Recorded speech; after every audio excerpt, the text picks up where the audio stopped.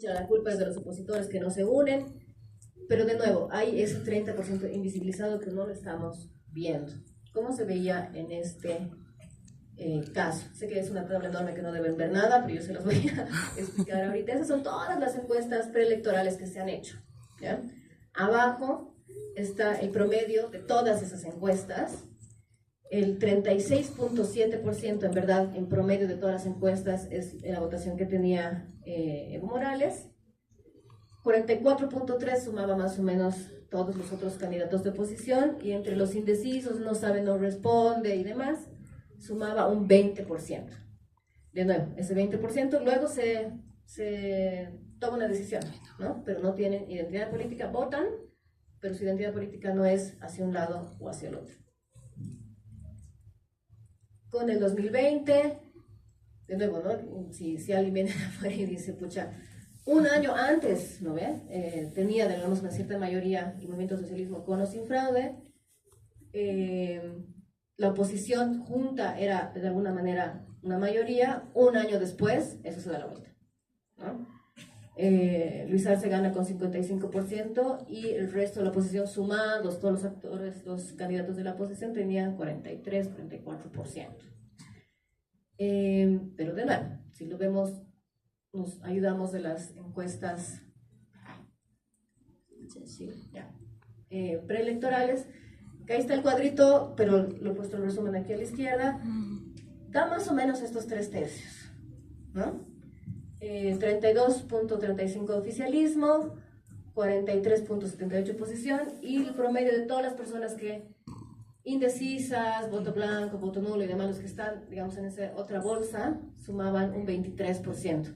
Ven cómo desde el 2014, que eran un 15%, han ido subiendo, ¿no? A un 20, 25%, y creo que va de la mano con lo que decían hace un momento sus compañeros, de que hay pues una desafección en la política, ha empezado a haber un desgaste del movimiento del socialismo, ha empezado a perder apoyo definitivamente,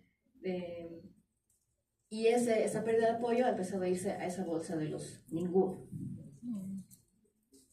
Ahora tenemos el 2025, y eso es lo que queremos analizar, y aquí es donde, más que respuestas, tengo preguntas.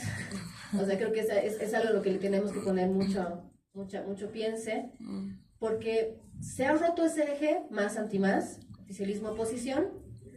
Hay quienes dicen que el PDC está un poco llenando ese vacío, si quieren, que ha dejado de todas esas personas que tenían una identidad política hacia el oficialismo, vamos a decirle, hacia la izquierda. ¿La estará llenando el PDC? No lo sabemos, ¿no? Hay que ver si realmente son capaces de cosechar el voto que antes el MAS lograba cosechar. Si vemos solamente los resultados, el oficialismo, es decir, digamos, he puesto ahí a Andrónico, he puesto a Eduardo del Castillo, le he puesto a Jenny Fernández más por si acaso, y he sumado los votos nulos. Aquí, como he sumado los votos nulos, los porcentajes son distintos porque he incluido los votos que no son válidos, que sí sabemos que gran parte de los votos nulos eran votos evistas, ¿no? Entonces, el oficialismo ha sumado más o menos un 30.23%, la oposición igual junta un 42%, y PDC y blancos los he puesto con un signo de interrogación, de no sé si son de estos ningunos, o si son desafectados de previos personas que tenían identidad política más oficialista, o lo más seguro es que sea una mezcla de todo. Pero hay que entender de dónde vienen. ¿Quién es el votante del PDC? ¿Es realmente un ex votante del MAS o vienen de estos ninguno, ¿no?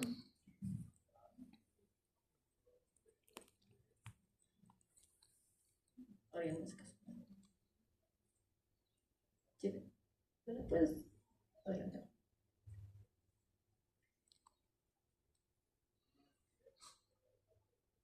Si no, les voy avanzando yo de aquí.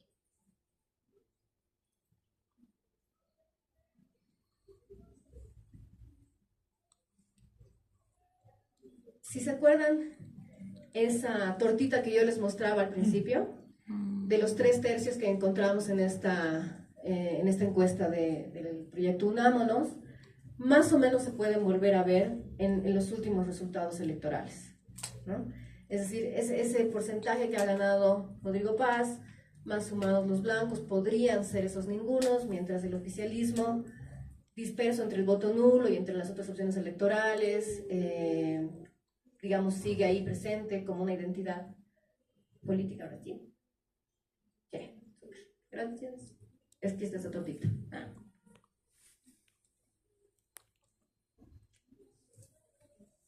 Otra vez se colgó. Una antes me la puedes poner, por favor, ¿esa? Una antes, esa. Súper, gracias.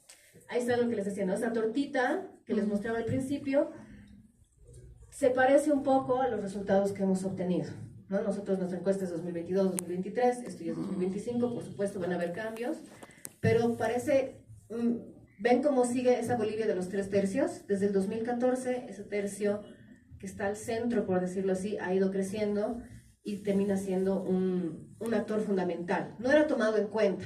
El problema es que como nuestro sistema electoral pone a los nulos y a los blancos como votos no válidos y no siempre leemos las encuestas y pensamos que los indecisos, ¿quiénes serán? Y no les hemos tirado mucha bola, no nos hemos dado cuenta que eran un actor político importante. Bueno, eso. Ya para ir concluyendo, ¿qué está pasando entonces? ¿Por qué les estoy mostrando todos estos datos y a dónde quiero ir? De cómo estos datos nos pueden servir para analizar esta segunda vuelta y qué se viene después. Hemos estado en Bolivia en una dinámica polarizante bárbara, una dinámica polarizante que nos decía, en Bolivia hay dos Bolivias, hay el MAS y el anti-MAS, hay el MAS, los masistas y los pititas, ya sabemos, digamos, todos los adjetivos que se han utilizado en los últimos años, porque pensábamos que había esa polarización, que lo que nosotros encontramos en el proyecto es que por supuesto que en Bolivia hay una polarización, pero nos hemos dado cuenta que quienes polarizan son un grupo que es más que mayoritario, es un grupo ruidoso. Domina las redes sociales, domina los medios de comunicación, todo el tiempo estamos escuchando que uno le insulta al otro, que el otro le insulta al otro, y pensamos que así es la política en Bolivia. No nos damos cuenta que hay una gran población invisibilizada y huérfana políticamente, ¿no? Que no está ni con un lado ni con el otro. Y no es un porcentaje, digamos, pequeño, es un porcentaje casi igual al de esos dos que se estaban sacando la mugre. No es así como cuando tienes papás divorciados y se pelean todo el tiempo y la guagua está así en el medio, eso es más o menos ese tercio de los ningunos, ¿no? Como estos ningunos, digamos, no tienen una identidad política leal al MAS, sus votos han sido más volátiles, ¿no? Y esa volatilidad es la que tenemos que mapear en esta segunda vuelta, ¿no? Porque va a depender de cómo están atrayendo los dos candidatos, Rodrigo Paz y el Capitán Lara, y Tuto Quiroga con Velasco, cómo van a atraer a ese tercio, porque ese tercio, si se dan cuenta, el que terminaba definiendo las elecciones. El MAS y el oficialismo tenían su techo. La oposición tenía su techo. Quien terminaba desempatando eran siempre esos ninguno que terminaban tomando una decisión hacia un lado o hacia el otro. El 2014 le dieron la victoria al MAS, pero el 2016 no le dieron la victoria en el referéndum, ¿no? El 2019 bajó un montón su apoyo, pero el 2020 volvió a subir. Es súper volátil el voto del centro, ¿no?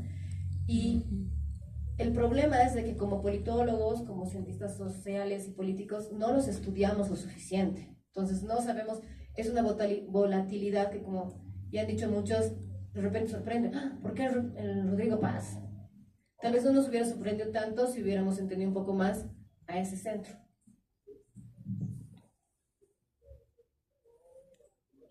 ¿Otra vez me lo puedes? No. Sí. Una antes. Ya. Ahora, ¿quiénes son estos ninguno? Por la encuesta que hemos hecho, es un grupo súper diverso. Fundamentalmente es un grupo relativamente más joven. Son personas no necesariamente dramáticamente más jóvenes, pero sí son relativamente más jóvenes a los que están en los otros dos polos. Son urbanos asentados, tienen un nivel educativo entre bachiller y universitario, son entre clase media baja y mayormente occidental. Ahí les he puesto como unos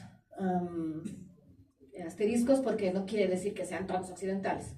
Hay una leve, digamos, mayoría occidental, pero no necesariamente son más occidentales y no necesariamente son más urbanos asentados tampoco. Pero Es así como la Bolivia súper mixta, que se ha quedado atrapada en esa bolsa de los ningunos. Ahora, ¿podrían considerarse un centro político? Desde el punto de vista del contexto boliviano, sí, porque no se han ido a ninguno de los dos extremos, ¿no? Ahora, desde el punto de vista de la ciencia política, no, porque no son un grupo ideologizado, no tienen, digamos, una doctrina, no tienen un partido político que los represente, no tienen líderes que les hablen a ellos, es decir, están en total orfandad, nadie los conoce, ¿no? Y ese es uno de los problemas que nosotros como politólogos deberíamos como suplir en análisis de entender